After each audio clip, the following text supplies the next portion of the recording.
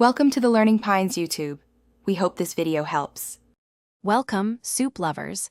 Today, we're diving into the comforting world of albondigas, a truly delicious Mexican meatball soup.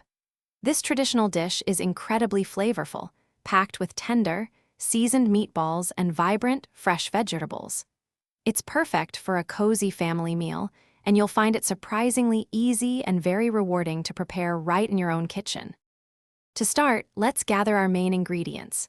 We'll use about a pound of lean ground beef for our meatballs, but a beef and pork blend also works wonderfully. For the soup's body, make sure you have carrots, potatoes, and zucchini on hand. You'll also need a good quality beef broth, some fresh mint for that authentic flavor, and a small amount of uncooked rice to add to the meatballs themselves. The heart of your albondigas soup is, of course, the meatballs. Start by combining your ground meat with the uncooked rice, a single beaten egg, and finely minced garlic. Now, add your fresh, chopped mint along with a touch of salt and pepper for seasoning. Gently mix these ingredients together, just until they are combined, then roll them into small, uniform balls. These will be wonderfully tender once they cook in your flavorful broth. Now, let's get the soup simmering.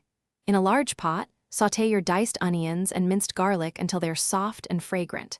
Next, pour in your beef broth and bring it to a gentle simmer, adding any extra seasonings like a bay leaf. Carefully drop in your prepared meatballs, then add your chopped carrots and potatoes. Let everything cook until the meatballs are nearly done, then add the zucchini, simmering just until all the vegetables are tender.